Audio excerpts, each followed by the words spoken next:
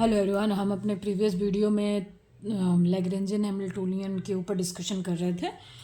तो हमने अपने प्रीवियस क्लास में जनरलाइज कोऑर्डिनेट्स के बारे में पढ़ा।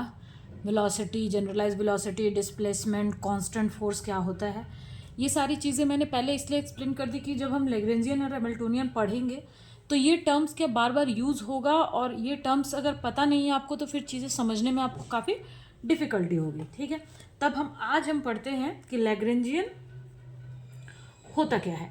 ठीक है, अगर आपने वो वीडियो नहीं देखा तो पहले आप वो देख लो, उसके बाद आप, क्योंकि फिर इसमें वो टर्म्स आएंगे तो आप चीज़ों को क्या समझ नहीं पाओगे। ठीक है, तो आज हमारा टॉपिक है, हम लैग्रेंजियन के बारे में पढ़ेंगे। ठीक है, एंड हैमिल्टोनियन।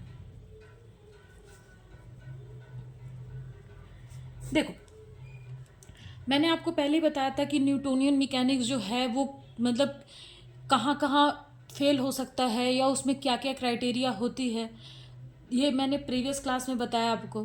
तो अब हमें क्या, मैंने बोला कि इसी चीज़ को ओवरकम करने के लिए हम लैग्रेंजियन और हैमिल्टोनियन की क्या करते हैं, बात करते हैं। तो लैग्रेंजियन में क्या होता है,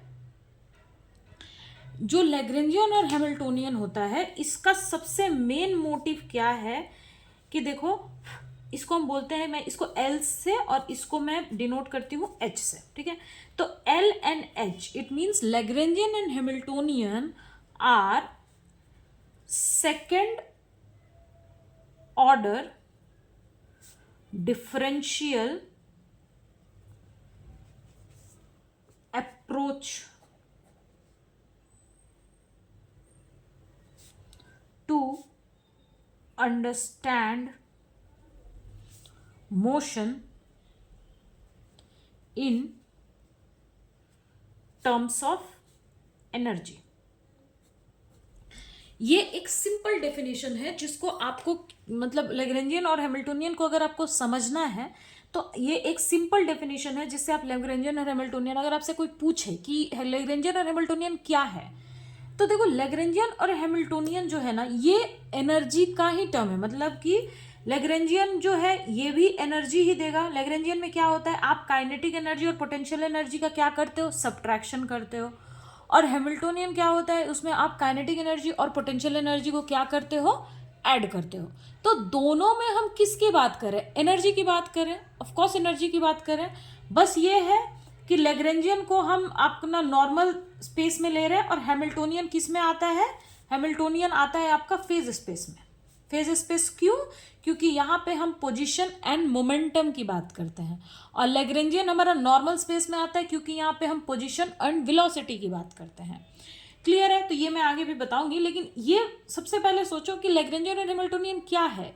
ये इक्वेशन ऑफ मोशन को किसके टर्म में एक मतलब आपको समझना है, एनर्जी के टर्म में। आपको एक इसका छोटा सा मतलब जैसे कि आप देखो, एक आपको इधर एक एग्जांपल मैं आपको देती हूँ।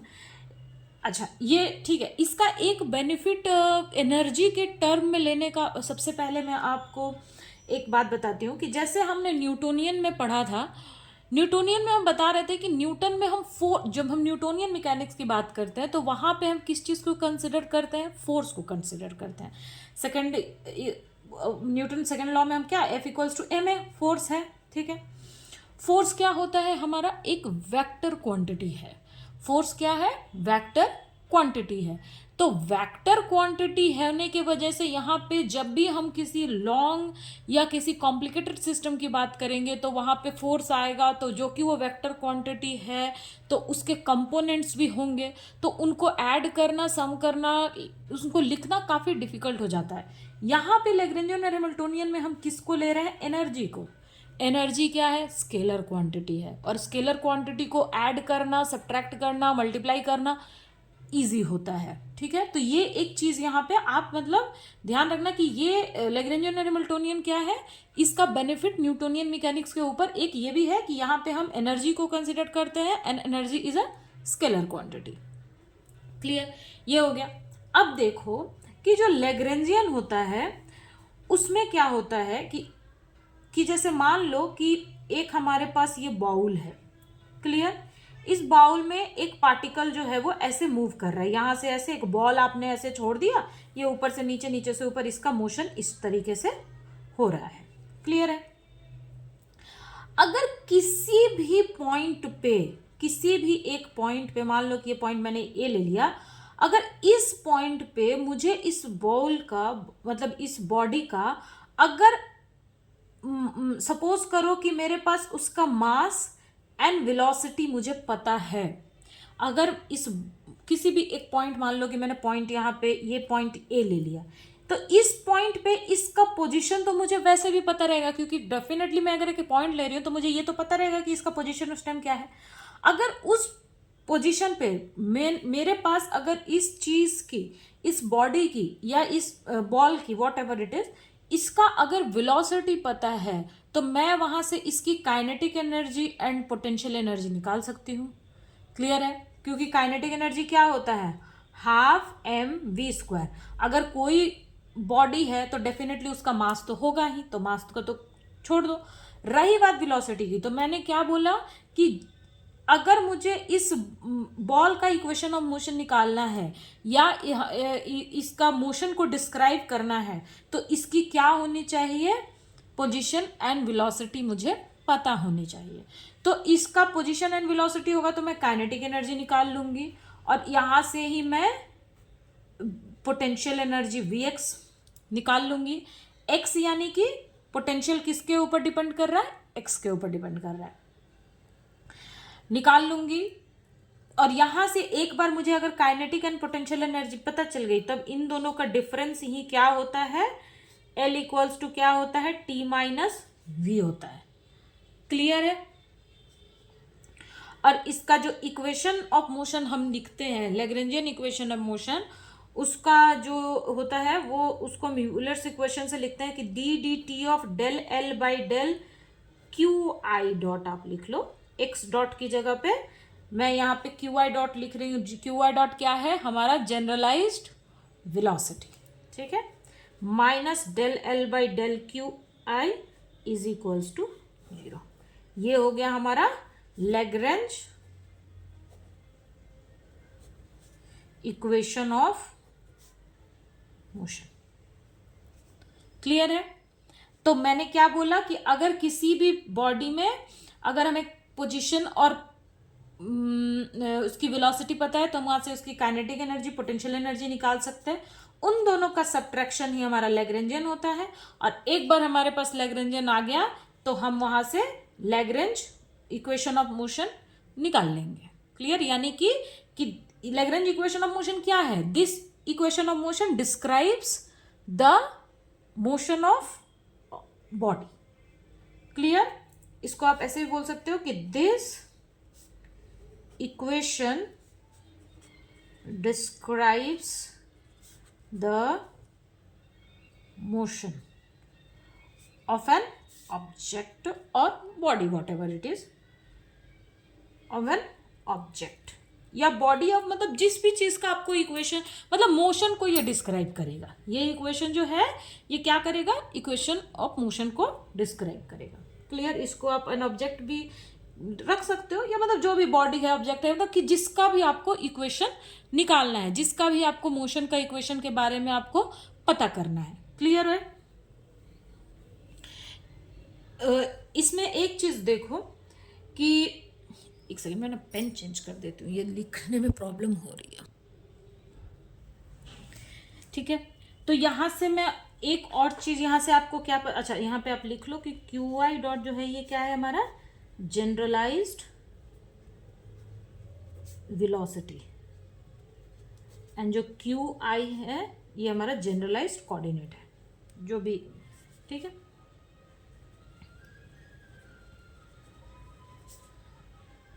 आप इसको जनरलाइज्ड पोजीशन कोऑर्डिनेट बोल सकते हो, ठीक है। तो देखो यहां से मैं एक चीज बोल सकती हूँ ना कि जो लैग्रेंजियन होता है ये किसका किसका फंक्शन होता है, जनरलाइज्ड पोजीशन, जनरलाइज्ड, इसका पोजीशन बोल दो या आप इसको कोऑर्डिनेट बोल दो, ठीक है। क्लियर? तो लैग्रेंजियन इज अ, यहां से हम क्या बोल सकते हैं कि Lagrangian is a function of generalized position generalize velocity and time. Clear? ये समझ में आया लैग्रेंजियन के लिए। अब इसी में अगर हम हैमिल्टोनियन की बात करते हैं, हैमिल्टोनियन करते हैं, तो देखो जैसे मैंने बोला कि अगर इस बाउल में इस पर्टिकुलर पोजीशन, किसी पर्टिकुलर पोजीशन पे अगर मुझे पोजीशन और वेलोसिटी पार्टिकल की पता है, तो हम वहां से क्या कैलकुलेट कर लेंगे, काइनेटिक एनर्जी, पोटेंशियल एनर्जी, और वहां से हम लैग्रेंज उसका और लैग्रेंजियन इक्वेशन ऑफ मोशन से हम पता कर सकते हैं। अगर हमारे पास किसी भी सिस्टम का क्या पता हो, पोजीशन एंड मोमेंटम, अगर हमारे पास किसी भी, अगर मैं इसी एग्जाम्पल को लेती हूं, अगर इस पार्टिकल का, ये जो पार्टिकल इस बाउल में मूव कर रहा है, अगर मैं इस पार्टिकल का या इस बॉल का, अगर मेरे पास मान लो कि वेलोसिटी मुझे नहीं पता है, लेकिन मुझे उस पार्टिकल का मोमेंटम पता है और उसका पोजीशन, तो खैर जिस पोजीशन पे मुझे पता करना है, मान लो कि पॉइंट ए है, पॉइंट ए पे तो है, तो पोजीशन तो मुझे पता रहेगी। अगर मान लो कि वेलोसिटी मेरे को एनी हाउ नहीं पता है, मुझे मोमेंटम पता है, और तब मुझे इक्वेशन ऑफ मोशन निकालना है, या तब मुझे उस बॉल का को डिस्क्राइब करना है, तो उस केस में जो हम निकालते हैं वो होता है हैमिल्टोनियन। ठीक है, हैमिल्टोनियन। अच्छा, इसको मैं एक चीज यहाँ पे, मैंने वो फेज स्पेस वाली बात यहाँ पे बोली थी ना, उसको मैं यहाँ पे लिख देती हूँ कि Hamiltonian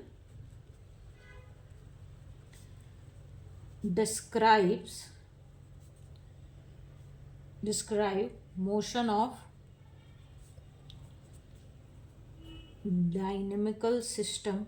dynamical system in phase space। Phase space का क्या मतलब है, पोजीशन है, मोमेंटम का जो स्पेस है वहां पे। तो अगर यही चीज, यही बॉल वाला जो हमारा एक, मतलब जो हमारा सिस्टम है, वही कि कटोरी के अंदर एक मैंने बॉल डाला, अगर ये फेज स्पेस में है, तो वहां पे हम लैग्रेंजियन की जगह क्या कैलकुलेट करेंगे, हैमिल्टोनियन कैलकुलेट करेंगे। अगर आपको फेज स्पेस और ये सारी चीजें समझ में नहीं आ रही है, तो आप सिंपल इतना याद रखो कि अगर मेरे पास उस बॉल के वेलोसिटी है, तो हम उसे लैग्रेंजियन हमें पता करना है। अगर हमारे पास उस बॉल का मोमेंटम है, तो हमको उसको हैमिल्टोनियन में, मतलब क्या बोलते हैं उसको, हैमिल्टोनियन हमको पता करना है। क्यों पता करना है, क्योंकि देखो हैमिल्टोनियन इज इक्वल्स टू, आपने पढ़ा होगा कि p²/2m इंटू vx होता है। ये टोटल एनर्जी, इसको हम बोलते हैं टोटल एनर्जी। क्वांटम में आपने पढ़ा होगा कि हैमिल्टोनियन में जो काइनेटिक एनर्जी का जो फॉर्मूला होता है वो होता है p²/2m, और हैमिल्टोनियन को हम क्या बोलते हैं ऐसे, T+v। T क्या है हमारा, काइनेटिक एनर्जी, एंड V क्या है हमारा, पोटेंशियल एनर्जी। इसीलिए हम बोलते हैं कि हैमिल्टोनियन जो है वो फेज स्पेस में आता है। हैमिल्टोनियन हमेशा फेज स्पेस में आता है। क्यों? क्योंकि यहाँ पे काइनेटिक एनर्जी किसके टर्म में हम लिखते हैं, मोमेंटम के टर्म में लिखते हैं। हो गया, क्लियर हुआ कि क्यों हम काइनेटिक एनर्जी को, तो काइनेटिक एनर्जी को जब हम मोमेंटम के फॉर्म में लिखेंगे तो वो हैमिल्टोनियन हो जाएगा, और जब हम यहाँ पे ½ mv² के फॉर्म में लिखते हैं तो वो लैग्रेंजियन हो जाता है। अब इतना सिंपल तरीके से मैंने बता दिया, अब कंफ्यूजन नहीं होना चाहिए आपको, क्योंकि सिंपली मैंने बता दिया ना कि जब मोमेंटम के फॉर्म में लिख रहे हैं तो हैमिल्टोनियन वहाँ आएगा, और जब नॉर्मल फॉर्म में, वेलोसिटी के फॉर्म में लिख रहे हैं तो हमारा नॉर्मल, हमारा जो लैग्रेंजियन है वो आएगा। तो ये सिंपल ऐसे मैंने बता दिया। अच्छा, ये मैंने समझने के लिए ऐसे बताया, क्लियर है? अच्छा,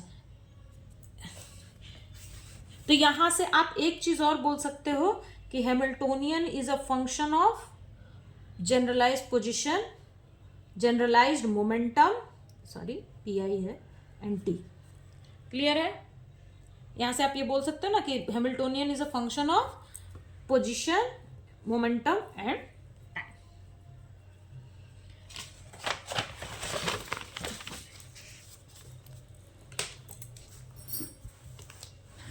अच्छा, अब देखो कि जो हैमिल्टन इक्वेशन ऑफ मोशन होता है वो क्या होता है। हैमिल्टन इक्वेशन ऑफ मोशन, ये क्या होता है, QI डॉट इक्वल्स टू होता है ∇H/T del p i, where p dot equals to होता है minus del h by del Q i and del h t equals to minus del l T.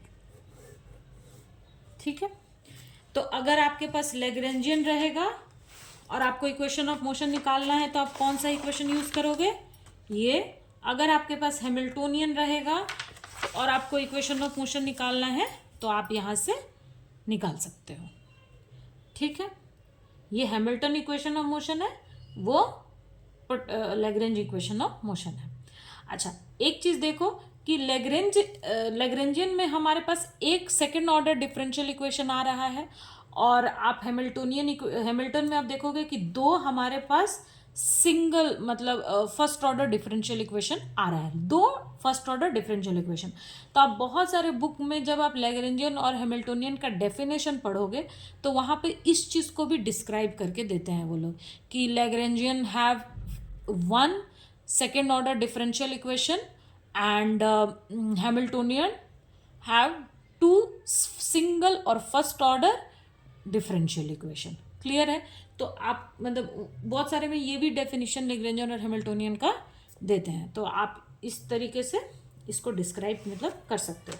इसको अगर हम टर्म में लिख देंगे तो देखो ये कैसे होता है। यहाँ पे एक नोट दे के मैं एक चीज़ आपको लिखवा देती हूँ, वो आप याद रखना कि Lagrangian takes the approach of using equation of total energy of the system as a function of position and velocity, and Hamiltonian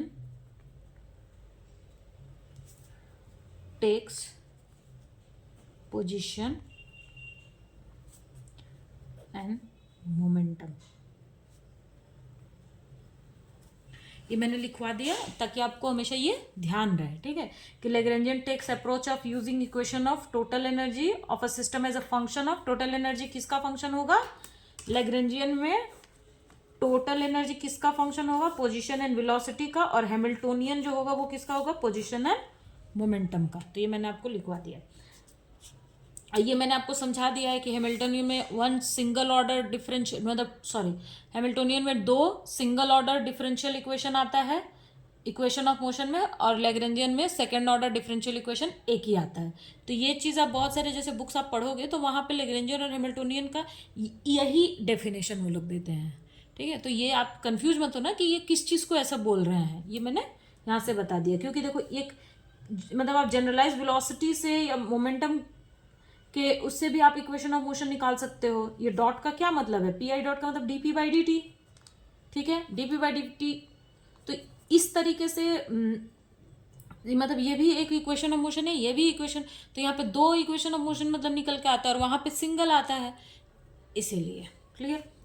अच्छा, अब हम चलते हैं कि हमको एग्जाम में जैसे जो क्वेश्चंस पूछते हैं वो कैसे हमको सॉल्व करना है। ये तो मैंने कॉन्सेप्ट बता दिया। अच्छा, जैसे आप बुक्स में पढ़ते होगे या बहुत सारे टीचर्स जब एक्सप्लेन करते हैं इन चीज़ों को तो वो क्या करते हैं कि पहले वो लैग्रेंजियन पढ़ाते हैं, फिर उसका पूरा मतलब प्रॉब्लम्स वगैरह कराते हैं, फिर उसके बाद लैग्रेंजियन में वो साइक्लिक कोऑर्डिनेट्स पढ़ा देते हैं, उसके बाद वो हैमिल्टोनियन पे जाते हैं, फिर हैमिल्टोनियन पढ़ाते हैं। मैं यहाँ पे आपको, क्योंकि मैं उतना नोट्स तो मैं बनवा नहीं रही हूँ और डिटेल में मैं करा मतलब जैसे मैं तो आपको सिर्फ एक रिवीजन के जैसा पढ़ा रही हूँ, है ना, ताकि आपको बस मतलब एंड टाइम में, क्योंकि नोट्स तो आपके पास होगा ही, आपको मतलब सिर्फ एक सिंपल रिवीजन, इसीलिए मैंने कंपैरिजन करके एक साथ में हैमिल्टोनियन और लैग्रेंजियन क्या होता है ये चीज़ मैंने कंपैरिजन करके आपको पढ़ा दिया। ठीक है, और साइक्लिक कोऑर्डिनेट है तो वो भी मैं आपको पढ़ा दूंगी, क्योंकि वहाँ से भी मैक्सिमम टाइम क्वेश्चंस आते हैं कि इस इक्वेशन में क्या साइक्लिक है, तो वो मैं आपको बाद में पढ़ा दूंगी। पहले हम प्रॉब्लम कैसे सॉल्व करना है वो चीज़ हम पता करते हैं। तो देखो एक क्वेश्चन आप यहाँ पे लिखो, ठीक है। देखो क्वेश्चन लिखो आप कि find the Lagrangian of simple pendulum. ठीक है, क्वेश्चन आप मतलब हमको सिंपल पेंडुलम का क्या करना है, लैग्रेंजियन फाइंड करना है। तो सिंपल पेंडुलम ऐसा एक रहता है, ये एक थ्रेड है, इसकी बॉब है, ये एल लेंथ हो गया, ये आपका यहाँ से ये एंगल हो गया आपका थीटा, ये डिस्टेंस है, यहाँ पे इसका जो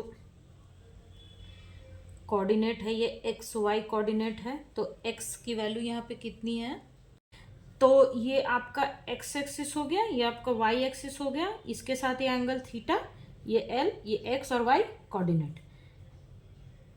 एक्स इज इक्वल्स टू कितना हो जाएगा, एक्स इज इक्वल्स टू हो जाएगा आपका एल साइन थीटा, क्योंकि परपेंडिकुलर, ये परपेंडिकुलर होगा, ये बेस होगा, और y इज इक्वल्स टू कितना हो जाएगा, एल कॉस थीटा। क्लियर है, जो कि हमको वेलोसिटी निकालना है, तो वेलोसिटी क्या dx/dt होता है, तो इसलिए हम x और y दोनों का ही मतलब डिफ्रेंशिएट कर लेंगे t के फॉर्म में। तो x डॉट कितना हो जाएगा, l साइन का कितना होता है कॉस थीटा डी थीटा, और y का कितना हो जाएगा, y डॉट l कॉस का होता है minus sine theta del theta. ठीक है, तो काइनेटिक एनर्जी इस बॉब, अच्छा इसका लेंथ जो है वो l है और इस बॉब का मास है m। ठीक है, ये जो जैसे सिंपल पेंडुलम जिस थ्रेड में बना हुआ है, बंधा हुआ है, मतलब जो बॉब जो है वो जिस मतलब थ्रेड में या रॉड में वॉट एवर इट इज, उसमें जिसमें वो बंधा हुआ है, तो वो है l। ठीक है, और बॉब का जो मास है वो m है। तो काइनेटिक एनर्जी कितनी हो गई, क्या होती है, हाफ m v स्क्वायर। ठीक है, v स्क्वायर। तो यहां पे जो इस मास की जो वेलोसिटी होगी उसमें x का भी कंपोनेंट आएगा, y का भी कंपोनेंट आएगा। ठीक है, क्योंकि मान लो कि मेरे पास ये एक x एक्सिस है और एक ये y एक्सिस है, और मुझे यहाँ पे किसी पार्टिकल की पोजीशन निकालनी है, तो मैं तो x और y दोनों का ये जो मैं जब डिस्क्राइब करूंगी तो मैं बोलूंगी ना कि वो x से इतना डिस्टेंस पे है, y से इतना डिस्टेंस पे है, इसीलिए यहाँ पे x और y हम दोनों को लेंगे। तो ये हो जाएगा x square plus y dot का स्क्वायर।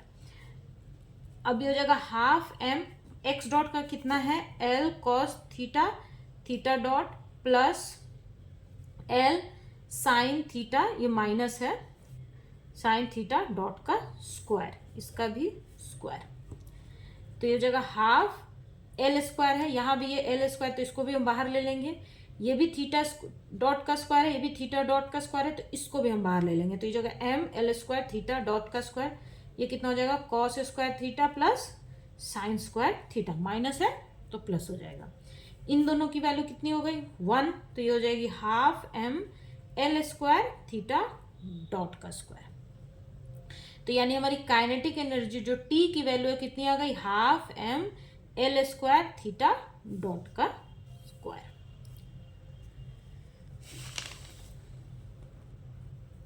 अच्छा, मैं यहाँ पे लैग्रेंजियन ऑफ सिंपल पेंडुलम, यहाँ पे लैग्रेंजियन आप इक्वेशन ऑफ मोशन बोल दो, Lagrangian equation of motion of simple pendulum बोल दो क्वेश्चन में। ठीक है,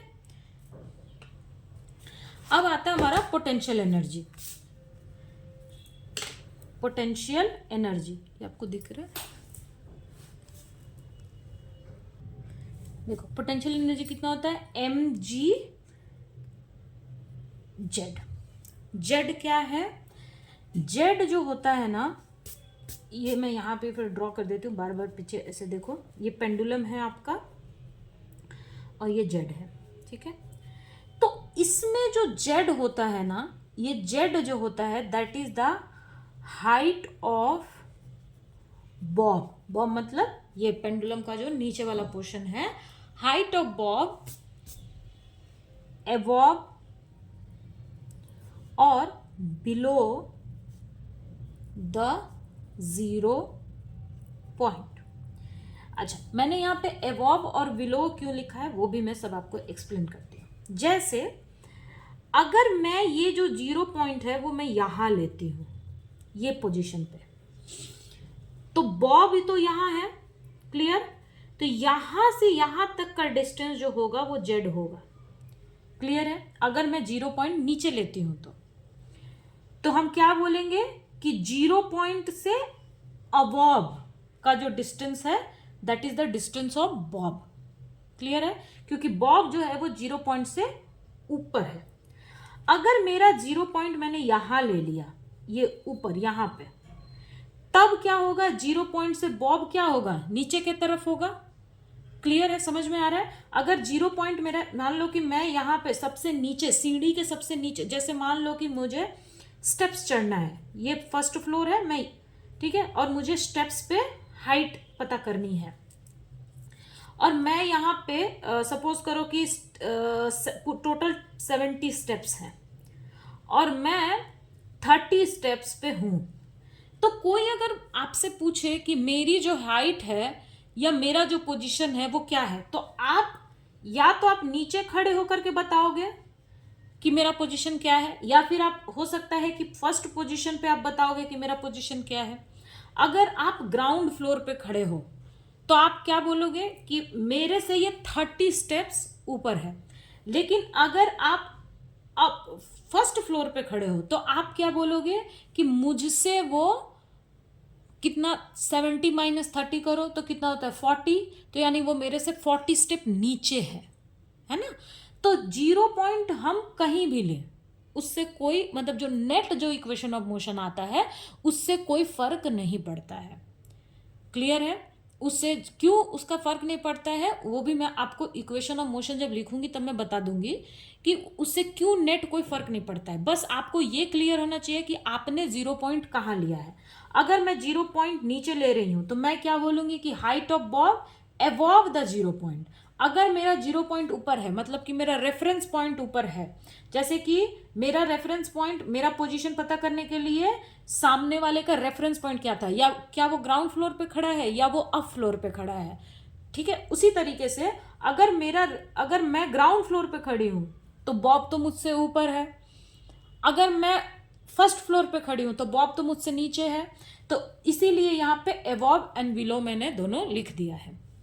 अब आपको समझना है कि आपके लिए कौन सा इजी है। वैसे नेट रिजल्ट पे रेफरेंस पॉइंट का कोई मतलब जो नेट रिजल्ट निकल के आता है वहां से, उससे जो आपका मतलब बोलते हैं ना उसको, कि उससे हमारा नेट रिजल्ट पे कोई फर्क नहीं पड़ता। तो mgz हो गया। अब अगर मैंने जैसे जेड मैंने क्या लिया वाला कि हाइट है, अब मेरा रेफरेंस पॉइंट मान लो मैंने नीचे यहां लिया हुआ है, तो मेरी जेड की वैल्यू कितनी हो जाएगी, ये टोटल डिस्टेंस एल है और ये हमारा एल कॉस थीटा है, तो ये जेड की वैल्यू कितनी हो जाएगी तब, L minus L cos theta. Total L है और ये एल कॉस थीटा है, तो यही सिर्फ हाइट लेनी है मेरे को, तो एल कॉस थीटा। तो पोटेंशियल एनर्जी मेरी हो जाएगी mgl 1 माइनस कॉस थीटा। इन दोनों में से मैंने एल को बाहर ले लिया, तो पोटेंशियल एनर्जी भी मेरी आ गई। लैग्रेंजियन कितना होता है, टी माइनस वी, टी मैंने कितना निकाला था, half M L square theta dot square minus mgl 1 minus cos theta. This is the value of Lagrangian of, this is the Lagrangian of simple pendulum, clear है। अब देखो ये तो Lagrangian हो गया। उसके बाद जब मैंने अब आपको कोई बोलेगा कि find the equation of motion, बोलेगा कि find the Lagrange equation of motion of simple pendulum। तो वो कितना हो जाएगा, equation of motion of simple pendulum. तो मैंने क्या बताया था कि D D T of del L by del Q I dot minus del L by del Q I equals to 0। Q I dot क्या है, जनरलाइज्ड वेलोसिटी। ठीक है, तो आप मुझे बताओ, मैंने पहले पढ़ाया था कि इसमें थीटा डॉट इसमें जनरलाइज्ड कोऑर्डिनेट क्या है, जनरलाइज्ड कोऑर्डिनेट क्या है, theta dot. Theta theta is a generalised coordinate and theta dot is the generalised velocity. तो यहां पे जो इक्वेशन ऑफ मोशन होगा वो किसके रिस्पेक्ट में आएगा, del del theta dot minus del L by del theta equals to 0। तो डेल थीटा डॉट के ऊपर करो इसको, तो ये हो जाएगा, देखो D D T del theta dot है, तो यहाँ पे थीटा डॉट है पर यहाँ पे थीटा डॉट नहीं है, तो सिर्फ ये पोर्शन आएगा। तो एम एल स्क्वायर, तो ये 2 से ये 2 कैंसिल हो जाएगा, तो ये हो जाएगा M L square theta dot minus del L by del theta. तो फिर थीटा डॉट है यहाँ पे, तो ये तो 0 हो जाएगा, ये हो जाएगा, देखो माइनस है, यहाँ भी एक माइनस है, तो एम जी एल ये 0, कॉस थीटा का कितना होता है माइनस साइन थीटा, तो माइनस माइनस ये प्लस, और ये एक माइनस और ये माइनस और यहाँ पे एक ये प्लस, तो हो जाएगा M ji L sine theta equals to 0। तो हो जाएगा M L square theta double dot plus M G L sine theta that is equals to 0। इसको अगर हम और थोड़ा सा मॉडिफाई करें तो हो जाएगा डेल डेल थीटा, ये एम एल से सब में हमने मल्टीप्लाई कर दिया, तो एम से एम कैंसिल और इस एम से, तो ये हो जाएगा g by l sine theta equals to 0। This is the equation of simple pendulum.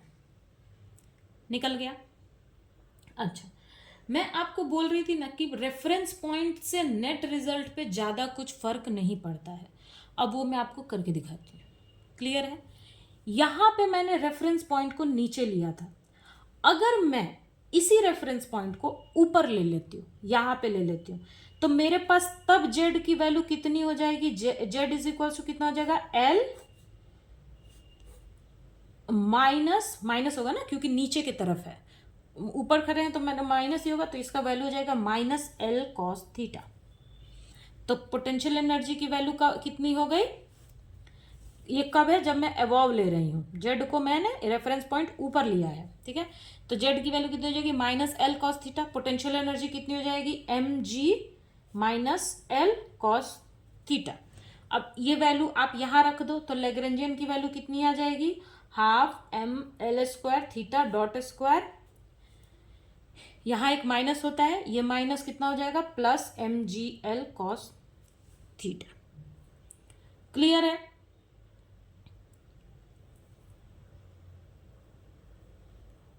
सही कर रही हूँ ना मैं, ये की वैल्यू कितनी आ रही है, एक माइनस यहाँ पे एक माइनस वहाँ पे, ठीक है।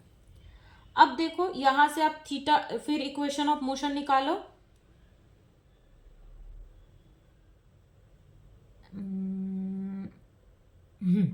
इक्वेशन ऑफ मोशन निकालो, तो D D T of del L by del theta dot minus del L by del theta equals to 0। तो इसकी तो वैल्यू यही होगी, M L square theta double dot, इसकी देखो तो del L by del theta है, ये हमारा 0 है, एम जी एल है, ठीक है। कॉस का कितना होता है, माइनस साइन, और माइनस माइनस यहाँ पे कितना हो जाएगा, प्लस, तो हो जाएगा M plus M G L sine theta equals to 0। फिर इसको आप दोनों साइड एम एल स्क्वायर से डिवाइड कर दो, तो ये हो जाएगा theta double dot G L by sine theta equals to 0। तो क्या इक्वेशन ऑफ मोशन में कोई फर्क पड़ा आपके, अगर रेफरेंस पॉइंट आप चेंज कर रहे हो तो इक्वेशन ऑफ मोशन से आपको कोई फर्क पड़ा नहीं। सिंपल सी बात है, लॉजिकल बात है कि मैं आपको मतलब जैसे आप मान लो कि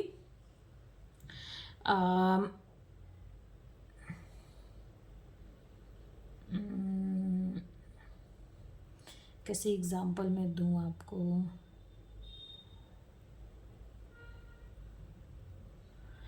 हाँ एक वो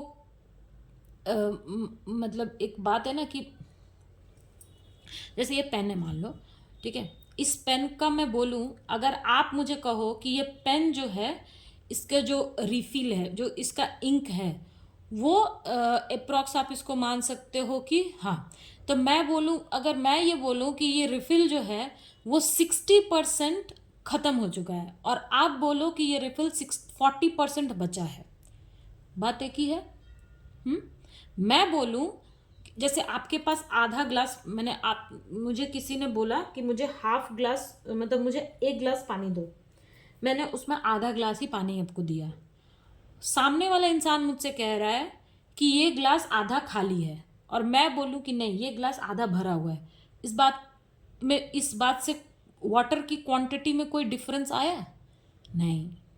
सेम ऐसे ही मैं बोलूं कि ये रिफिल, ये पेन जो है इसका जो रिफिल है इसमें 60% इंक जो है वो ख़त्म हो चुका है, और आप बोलो कि इस पेन के रिफिल में 40% इंक जो है वो बचा हुआ है, तो क्या इससे रिफिल की क्वांटिटी में कोई डिफरेंस आएगा? क्या उससे रिफिल ज़्यादा या कम हो जाएगा? नहीं। सेम वैसे ही आप रेफरेंस पॉइंट नीचे से देखो, या आप पोटेंशियल एनर्जी को ऊपर से देखो, या रेफरेंस पॉइंट, उससे क्या इक्वेशन ऑफ मोशन में पेंडुलम कैसे मूव कर रहा है उसमें कोई डिफरेंस आएगा? कभी नहीं।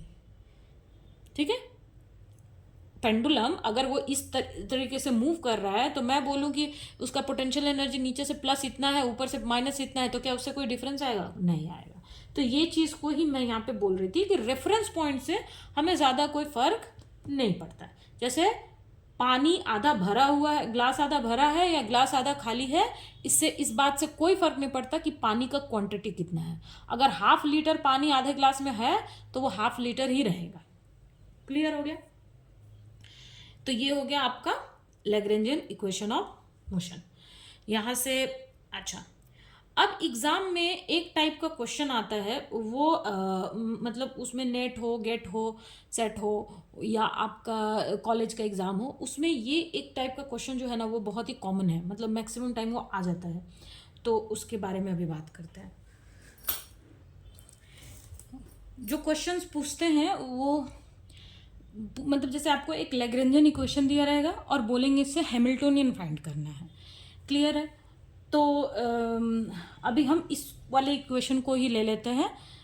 मतलब क्वेश्चंस आपका देखो ऐसा रहता है कि क्वेश्चन आपका रहेगा जैसे कि फाइंड हैमिल्टोनियन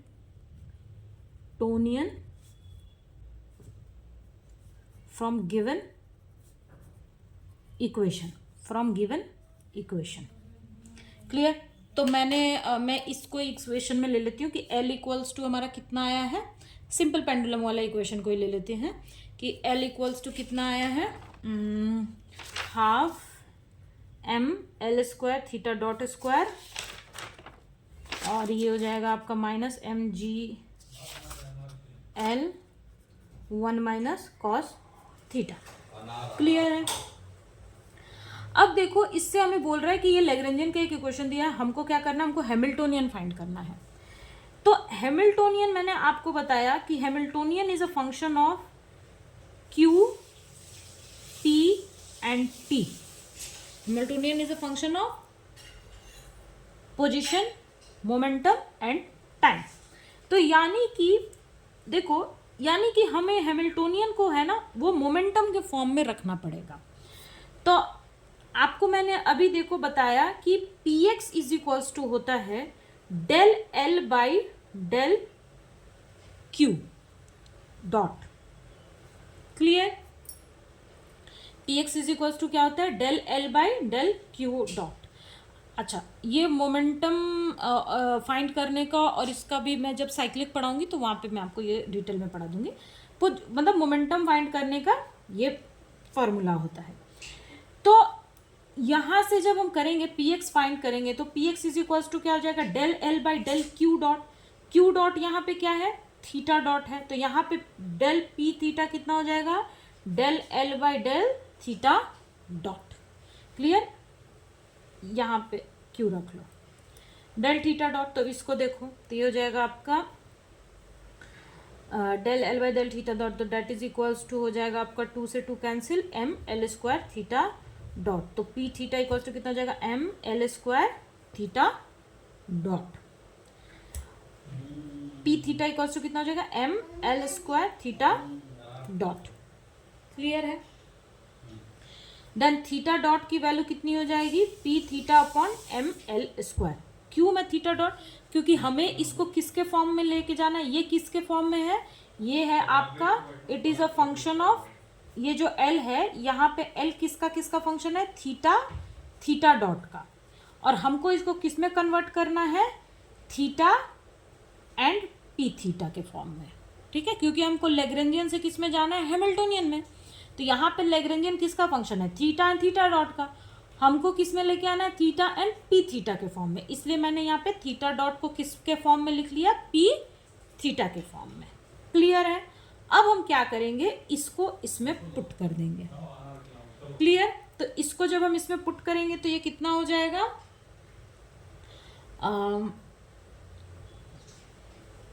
अच्छा इसको पहले अभी हम पुट नहीं करते हैं, हमारा हैमिल्टोनियन इक्वेशन से निकालते हैं।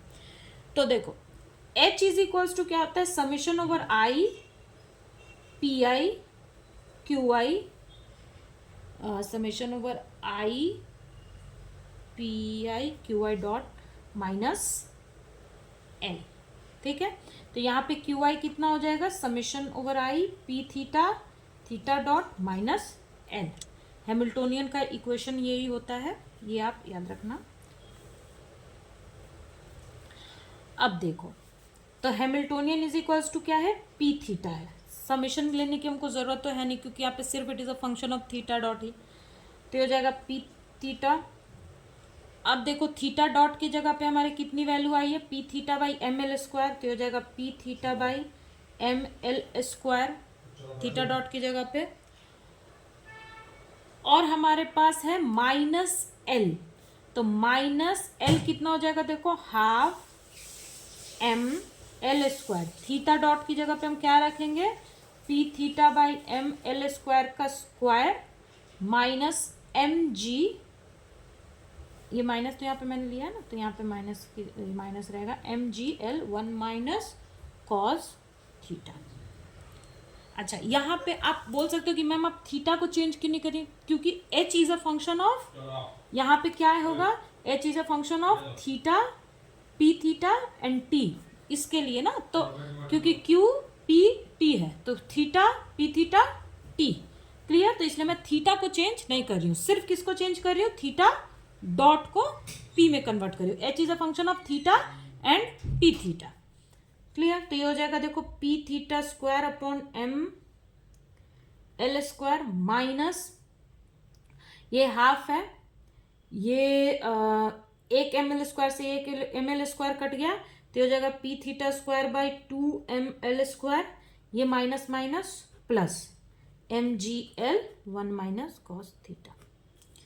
ये हाफ है, या हाफ इसको सॉल्व करो तो ये जगह 2 माइनस 1, तो ये जगह P square theta by 2 M L square plus M G L 1 minus cos theta. Clear हो गया?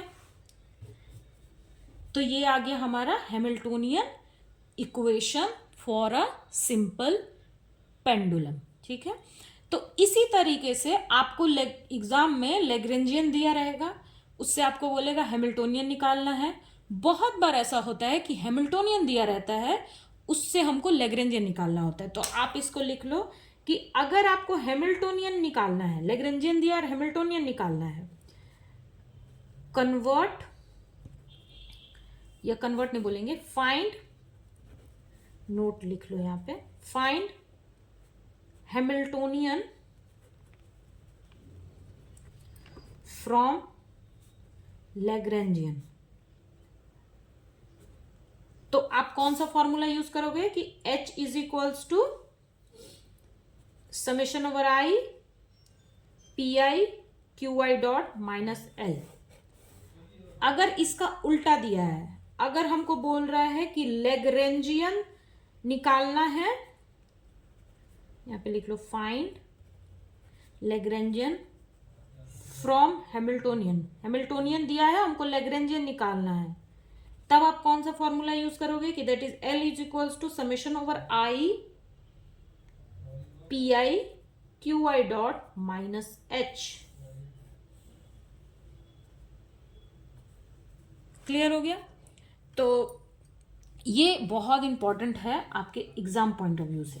आप नेट का एग्जाम दे रहे हो, सेट का एग्जाम दे रहे हो, आप कोई भी एग्जाम दे रहे हो, ये आपका या आपके जो ग्रेजुएशन है या मास्टर्स के एग्जाम है उसमें इस टाइप के क्वेश्चन आने का मतलब आप समझ लो कि 70% चांस रहता है, या इसको आप 80% मान लो कि 80% चांस रहता ही रहता है कि आपको एक लेग्रेंजियन दे दिया है, वहाँ से आपको हैमिल्टोनियन निकालना है, आपको एक हैमिल्टोनियन दे दिया है, वहाँ से आपको लेग्रेंजियन निकालना है। ठीक है, तो अब बाकी के कल हम प्रॉब्लम्स डिस्कशन करेंगे नेक्स्ट क्लास में, इसके ऊपर और सारे प्रॉब्लम्स मतलब बहुत सारे प्रॉब्लम्स इस पर हम करेंगे। और एक और चीज़ है कि जैसे मैंने ये टॉपिक आपको अभी नहीं पढ़ाया है कि जनरलाइज्ड मोमेंटम एंड इसको फाइंड करने का जो एक रहता है वो इक्वेशन, साइक्लिक कोऑर्डिनेट, ये सब मैं अब नेक्स्ट क्लास में करेंगे। क्लियर है? Okay, thank you. और प्लीज़ आप अपना फीडबैक दें और मेरे चैनल को सब्सक्राइब कर दें, because your feedback is most important thing. Clear कि आपको समझ में आ रहा है कि नहीं आ रहा है? Okay, thank you.